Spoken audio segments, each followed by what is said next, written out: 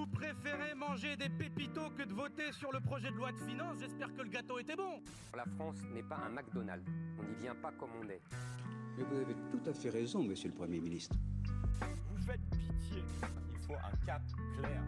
Quelle indignité. Donc vous arrêtez avec ce ton mi-insolent, mi-arrogant.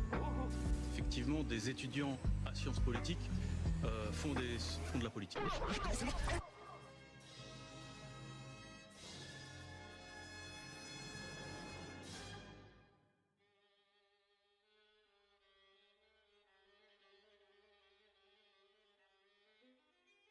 Bonjour à toutes et à tous et bienvenue pour cette interview dans le cadre des élections du conseil d'administration de Sciences Po. Aujourd'hui, nous recevons la liste à l'unisson, une liste engagée qui défend des valeurs fortes, telles qu'un engagement pour l'écologie, la mise en place de meilleures pratiques pédagogiques au sein de l'IEP, ainsi que l'inclusivité et l'égalité pour tous. Bonjour Mathilde, bonjour Gustave. Bonjour. Bonjour. Pendant cette demi-heure, nous allons explorer leur programme à travers 4 grandes thématiques. Tout d'abord, nous parlerons de votre identité et de vos motivations. Qui êtes-vous, en quoi votre vision se démarque des autres listes et pourquoi souhaitez-vous représenter les étudiants et étudiantes au conseil d'administration. Ensuite, nous reviendrons sur le bilan de l'année passée en mettant en lumière vos victoires et les leçons que vous en avez tirées. Nous nous pencherons sur vos propositions phares pour transformer et améliorer la vie des étudiants et étudiantes de l'IEP. Et pour finir, nous prendrons un temps pour répondre aux questions qui vous ont été posées par les 2 autres listes, Écrivons demain et Solidaire, ainsi que par les étudiants et étudiantes sur Instagram. Merci d'être avec nous à l'unisson et sans plus attendre, commençons par votre présentation. Pouvez-vous vous présenter chacun en quelques mots ? Alors, je m'appelle Mathilde Eliassu, je suis en première année. J'ai rejoint la liste de À l'unisson parce que selon moi, l'écologie, c'est un sujet qui est majeur, notamment avec les enjeux qu'on connaît, mais aussi parce que je trouvais qu'elle alliait plutôt bien justement le problème de l'écologie et les autres problèmes sociaux qu'il ne faut pas négliger. Donc voilà, j'ai trouvé que c'était un bon compromis entre toutes mes valeurs. Et bonjour, donc je m'appelle Gustave Bernard, donc je suis à l'unisson depuis l'année dernière, je suis en 2e année avec le diplôme établissement monde arabe. Alors moi j'ai rejoint la liste à l'unisson l'année dernière, donc de même parce que c'est des valeurs que je porte. L'écologie pour moi c'est de toute façon le plus gros danger pour notre humanité, et je pense que ça c'est un sujet qui doit se travailler à tous les échelons, dans tous les secteurs d'activité, notamment l'enseignement supérieur. Et puis ensuite, à l'unisson, c'est aussi une liste qui est là pour défendre les étudiants au quotidien. On porte des projets qui sont des projets au sein de Sciences Po Lyon, qui sont des projets étudiants. On a pu les porter par les années passées et on souhaite continuer à les porter, des projets qui sont concrets. Et donc, en voulant les porter, j'ai souhaité candidater avec l'unisson. Qu'est-ce qui, personnellement, vous a mené à vous engager, que ce soit politiquement dans des actions militantes ou dans ce cadre précis aux élections du CA ? Alors moi, j'étais déjà au conseil d'administration de mon collège, de mon lycée. Donc c'est vrai que c'était une continuité. Donc quand on m'a proposé de devenir suppléante de Gustave, j'ai sauté sur l'occasion.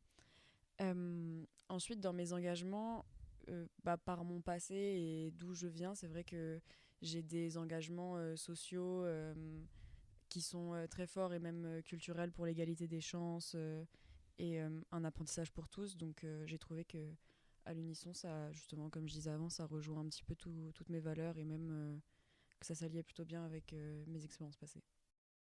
Et pour moi, ce qui a mené à m'engager, c'est vouloir changer les choses, vouloir les changer de l'intérieur, parce que pour moi, c'est là où le changement s'y se fait. C'est au sein des institutions. Et donc, je pense qu'être élu, par exemple, au conseil d'administration, c'est le moyen de changer Sciences Po Lyon, de changer à notre niveau l'enseignement supérieur, et donc de changer la société, parce que on a une vision qui est qu'en changeant Sciences Po, on aide à changer la société de demain, parce qu'on est les futurs citoyens. Et donc c'est cette volonté de changer les choses qui vraiment me motive à candidater avec Mathilde et avec tout le reste de la liste. J'avais déjà des engagements au niveau lycéen, j'ai apprécié de les faire, et puis donc je veux continuer ces engagements pour essayer de représenter mes camarades de Sciences Po, que je représente par ailleurs déjà au niveau du Crous, en étant au CA du Crous. Merci pour vos réponses. Quelles sont les valeurs fondamentales qui vous définissent en tant que liste ? Alors, comme valeur fondamentale, on a d'abord l'écologie. Pour nous, l'écologie, ça doit être une composante inhérente de l'enseignement supérieur du XXIe siècle. Donc on revendique une écologie politique qui s'inscrit dans la pédagogie des cours, et c'est pour ça qu'on a fait notamment, on a porté un master interdisciplinaire sur l'écologie, sur l'urgence climatique, au sein du CHELS. On a déjà réussi à avoir une première victoire avec la création d'un diplôme, on pourra y revenir. Ensuite, notre deuxième valeur, ça va être le bien-être, parce qu'on est là avant tout pour les étudiantes et les étudiants de Sciences Po, pour qu'ils et elles se sentent bien au sein de leur établissement, au sein de leurs études. On veut faire en sorte qu'on ait tous de bonnes conditions pour étudier. On veut défendre leurs intérêts vis-à-vis, que ce soit de l'administration ou de problèmes qui seraient engendrés par des forces maléfiques de l'extrême droite. Puis notre dernière valeur, ça va être vraiment le dialogue. Nous, on veut dialoguer avec, que ce soit entre étudiants ou avec l'administration de Sciences Po, avec les administrations du Crous, du rectorat. Pour nous, le dialogue, c'est vraiment ce qui permet de porter des propositions. Mais c'est un dialogue qui ne doit pas se faire de façon...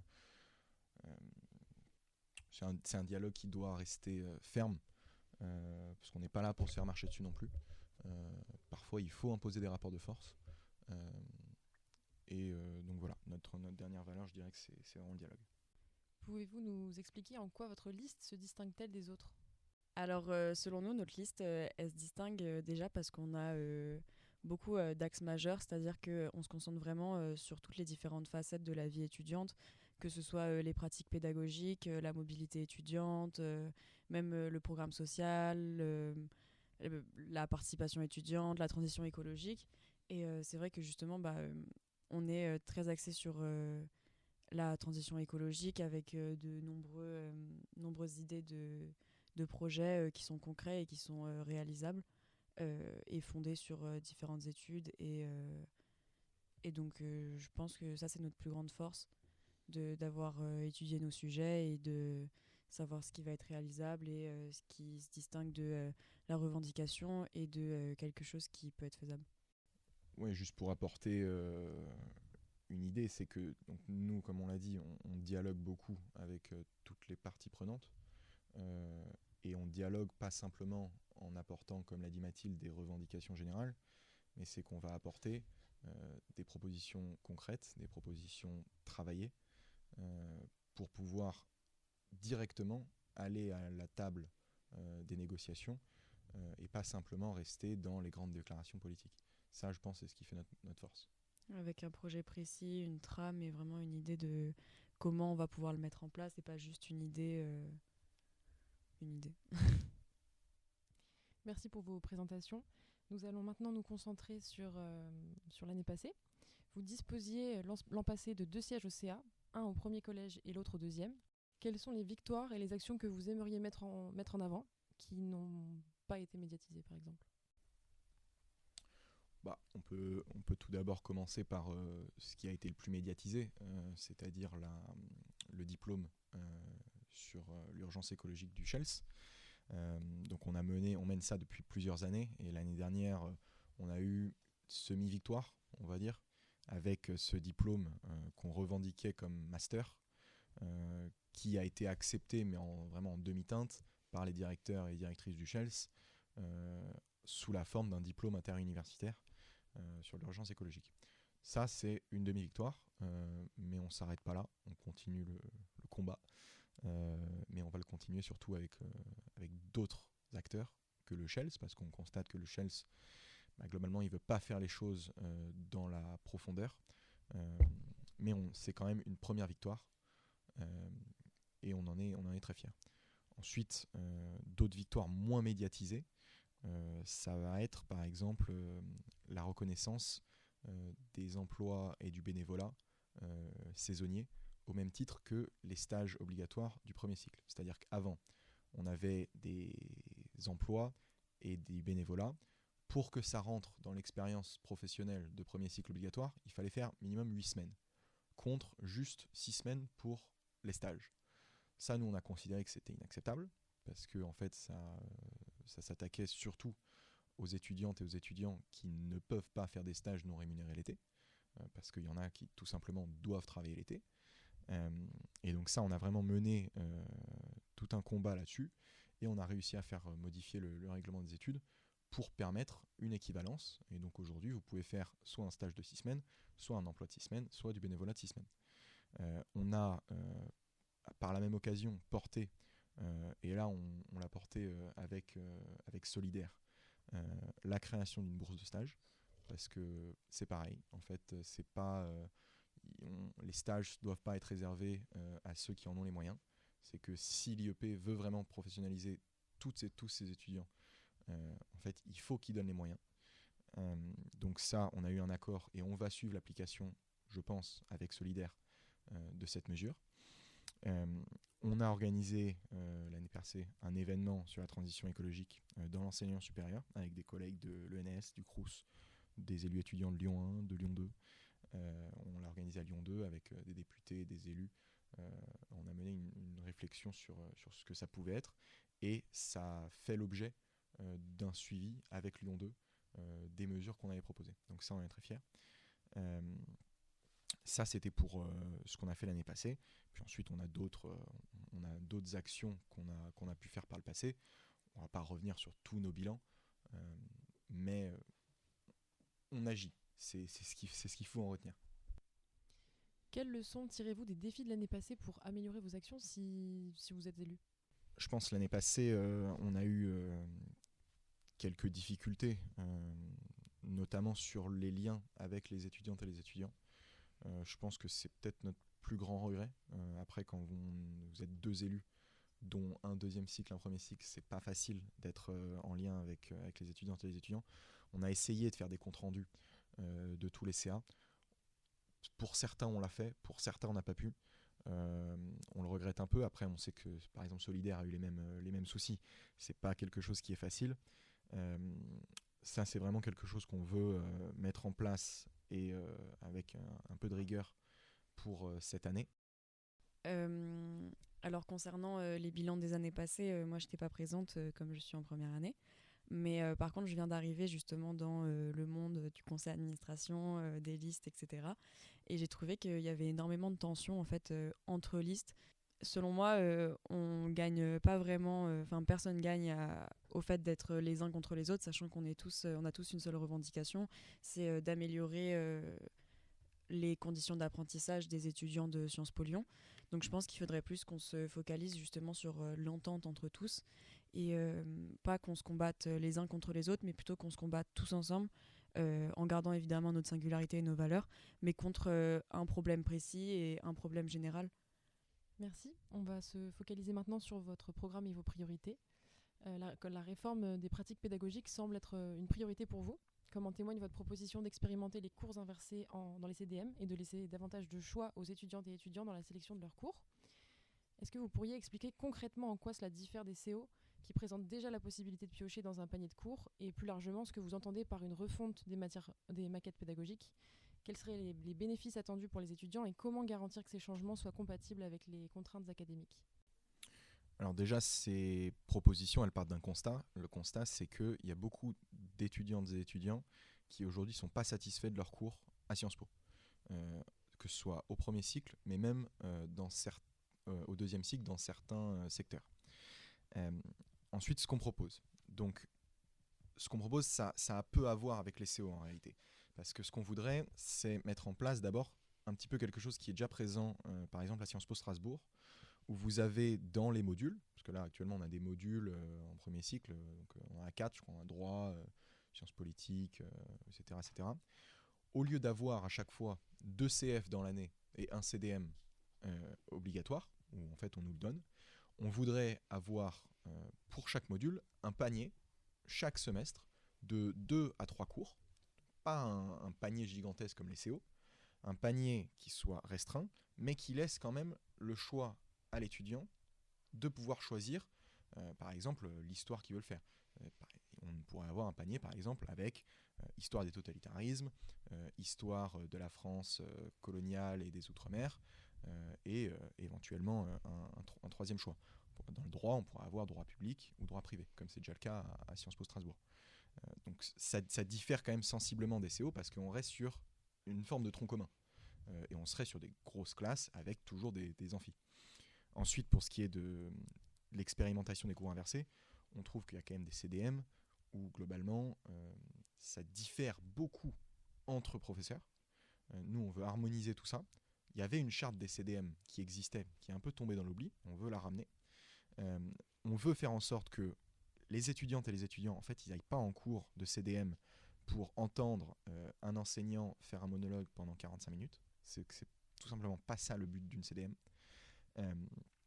On veut vraiment qu'il y ait une réflexion sur les pratiques pédagogiques au sein des CDM.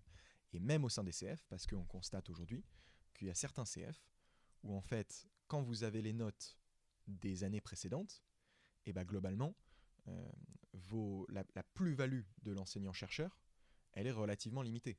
Parce que, en fait, vous avez déjà le PDF, vous avez déjà ce qu'il va vous dire. Et on a des enseignants-chercheurs qui sont très qualifiés à Sciences Po, et on regrette parfois que ce soit quasiment de la lecture de PDF, où en gros, en lisant la bibliographie, on aurait 80% de leur cours. Ça, on veut pas ça.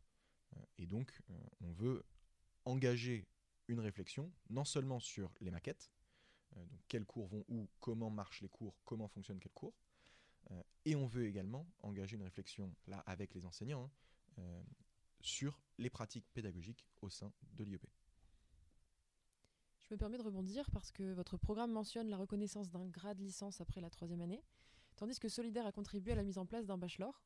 Quels seraient les avantages concrets de votre mesure en termes d'insertion professionnelle et de reconnaissance académique ? Alors déjà, le bachelor, c'est quelque chose qui n'existe pas en France. Hein. C'est pas quelque chose de reconnu. C'est un certificat qui donne même pas un bachelor. Hein. C'est une sorte d'équivalence bachelor qui est plus une attestation de crédit ECTS, 180 crédits que vous avez après 3 années à l'université. C'est d'ailleurs quelque chose qui est présent depuis au moins 10 ans. On le retrouve dans des comptes rendus de commission de 2013, c'est-à-dire l'année avant que Solidaire se crée. Donc là-dessus, on conteste un peu cette mesure, et surtout, même si elle est mise en place, en fait, un bachelor, ça n'a aucune valeur. Nous, ce qu'on veut, c'est quelque chose qui a une réelle valeur, c'est-à-dire un grade national de licence, un grade national de licence comme à Sciences Po Paris, pour son premier cycle, pour permettre, aux étudiantes et aux étudiants qui souhaiteraient quitter l'IEP après la 3e année, de le faire plus facilement, parce que quand vous avez une licence, c'est beaucoup plus facile d'aller trouver un master que quand vous avez simplement une attestation de 180 crédits ECTS. Permettre pour des étudiantes et des étudiants qui, pour une raison X, devraient arrêter leurs études en 4e année ou en 5e année, de ne pas se retrouver avec un bac. Parce qu'aujourd'hui, vous arrêtez vos études en 4e année pour des raisons qui vous sont propres. Hein. Parfois, on est obligé d'arrêter ses études. Vous vous retrouvez avec un grade du bac. C'est quand même un petit peu aberrant. Et donc nous, on veut vraiment sécuriser ça et permettre à tous d'avoir ce grade de licence. Notamment ensuite pour l'accès à certains emplois où en fait, tout simplement dans la fonction publique, il faut le grade de licence. Si vous n'avez pas ce grade de licence et que vous avez quitté l'IEP en 4e année, vous ne pouvez pas rentrer. Solidaire défend fermement l'engagement pour la Palestine. Considérez-vous qu'il est de votre devoir de soutenir des causes internationales et si oui, en quoi cela peut-il être compatible avec le rôle de représentant et représentante étudiant ?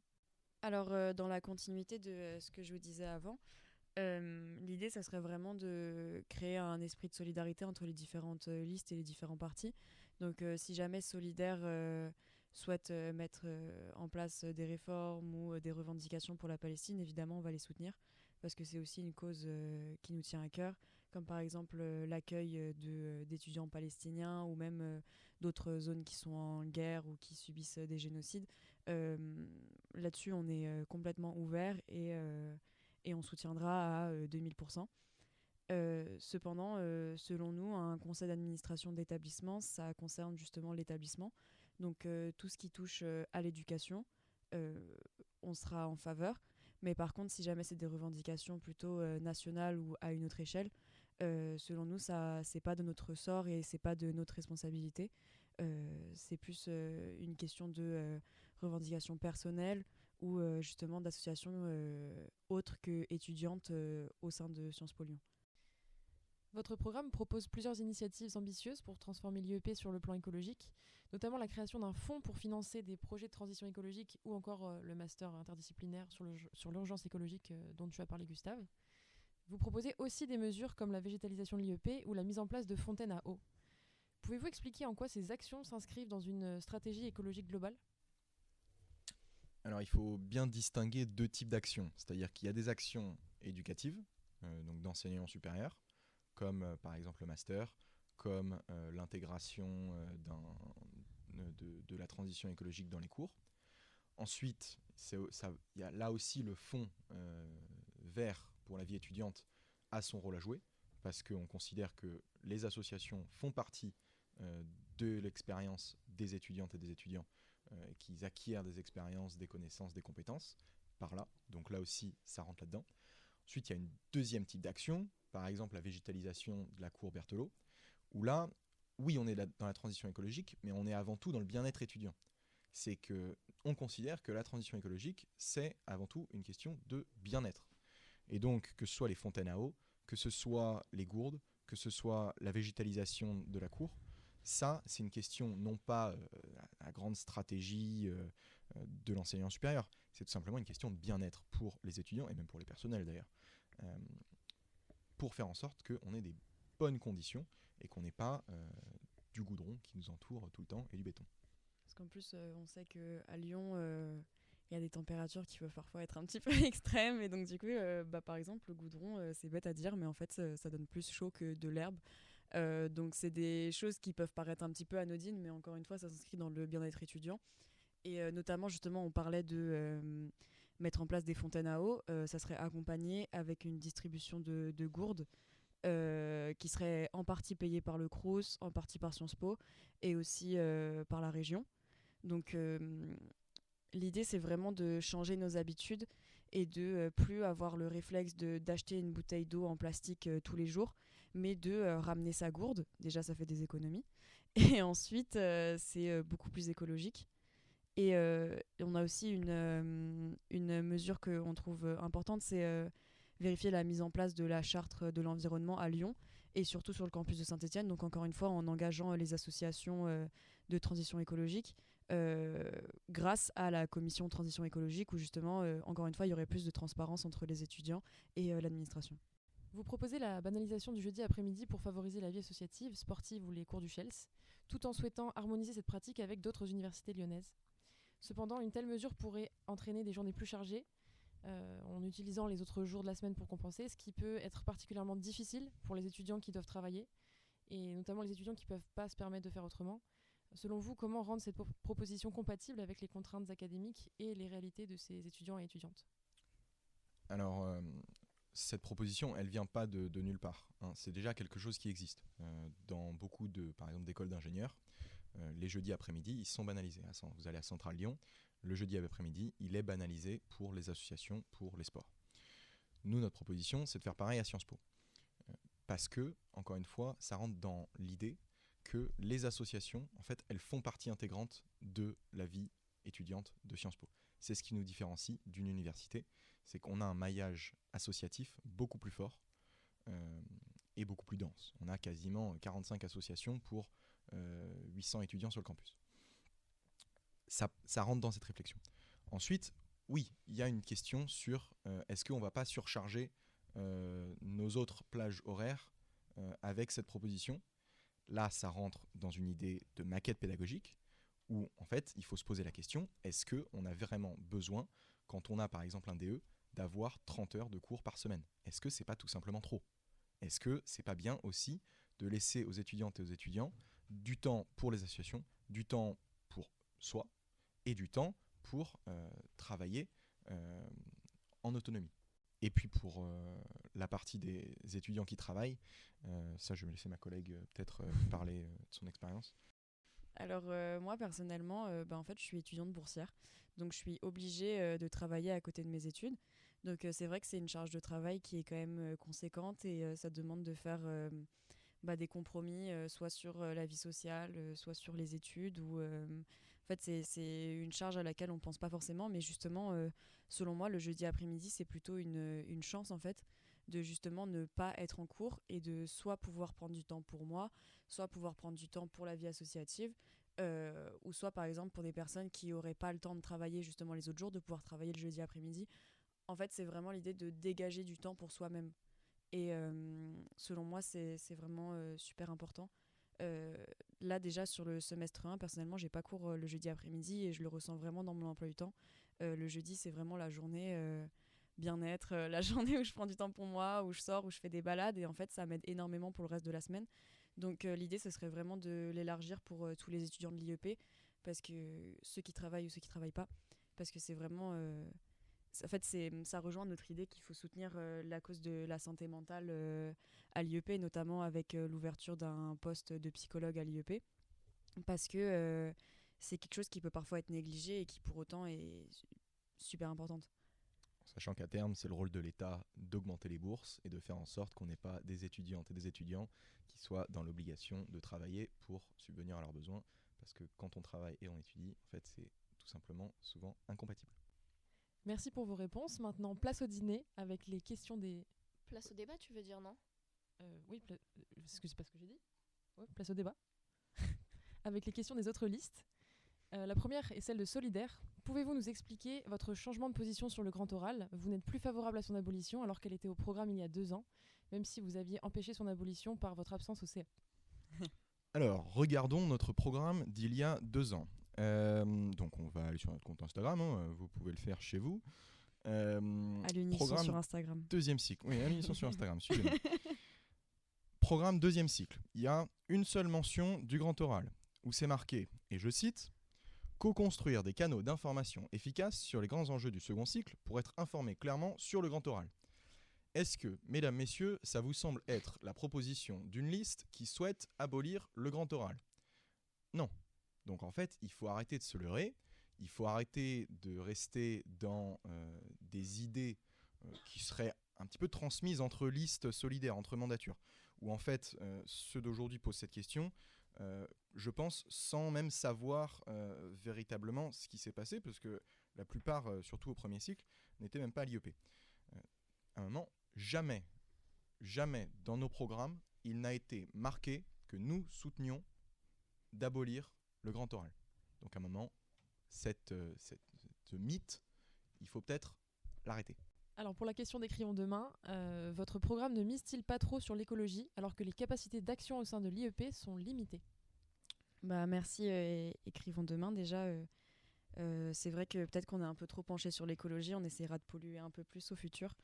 Non, concrètement... on sait que l'IEP a les moyens de mettre en place les mesures qu'on a en tête et que justement, comme on disait, en fait, c'est des mesures concrètes avec une trame. Par exemple, pour les gourdes notamment, on a déjà une idée de comment seraient fait les gourdes, avec quelle entreprise, avec quelle composition. Enfin, en fait, c'est des projets qui sont vraiment menés et étudiés. Donc on ne se permettrait pas de proposer des choses dans notre programme qui ne seraient pas réalisables.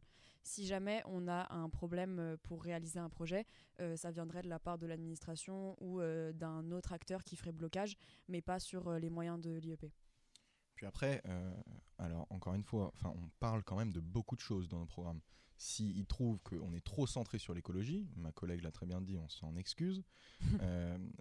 Pour ce qui est de l'écologie au sein des cours, oui, en fait, on veut mettre de l'écologie au sein des cours. S'ils trouvent que c'est trop hors sujet pour Sciences Po de parler de la pédagogie de Sciences Po, à un moment, je ne sais pas trop quoi répondre. Passons maintenant à la magnifique question de Sciences Pinot. L'attachement de Gustave à la République s'explique-t-il par son attachement à la République en soi ou à la République pour lui? Je vais le laisser répondre. Écoutez, je tiens tout d'abord à remercier Sciences Pinot pour sa magnifique contribution au débat public. On vous adore, Sciences Pinot. Je tiens à rappeler que c'est quand même un honneur de se prendre une question de l'association la plus suivie sur Instagram de l'IEP. Ensuite, pour répondre à sa question, à la question de Sciences Pinot, parce qu'on ne sait pas du tout qui a posé cette question. Non, je dirais que l'attachement à la République, c'est dans l'absolu, mais c'est aussi un attachement subjectif, un attachement qui se traduit par des valeurs. Est-ce que c'est mes valeurs ? Oui. Mais est-ce que c'est la République pour moi ? Figurez-vous que... alors, on n'a plus de Premier ministre, mais je ne suis pas président, mais pourtant, j'y suis toujours attaché. Donc, que dire ? Que dire ? Donc, merci beaucoup pour la question Sciences Pinot, on a adoré. Bien que Gustave soit la tête de liste, je pense qu'il ne faut pas non plus faire un amalgame dans le sens où en fait, dans la liste, on est tous des individus avec des revendications personnelles qui se rejoignent sur certains points dans la liste de À l'unisson. Donc, je pense qu'il ne faut pas prendre à partie un membre sur ses idées et les globaliser à tout le parti et aux différentes réformes qu'on fera au conseil d'administration. Mais merci quand même, ça nous a fait beaucoup rire. Vous irez demander à Noé Jubin sa vision de la République. Vous constaterez qu'elle est sensiblement différente de la mienne. Dernière question et pas des moindres. Est-ce que vous trouvez Samuel Carpano-Mazuyé plutôt sexy ? Alors nous, on est pour une représentation des étudiantes représentative, donc je propose qu'on fasse un vote à l'unanimité à Sciences Po. On va faire un petit Google Form dans notre story et vous répondrez. Alors, si je peux quand même tenter un coup de force démocratique, je tiens à dire que j'ai eu l'honneur, le plaisir de faire le concours Mirabeau avec Samuel Carpano-Mazuyé.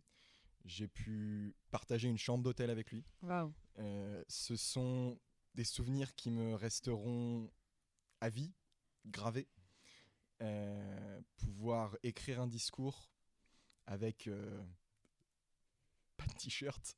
Oula. Il y en a beaucoup qui vont être jalouses. Hein.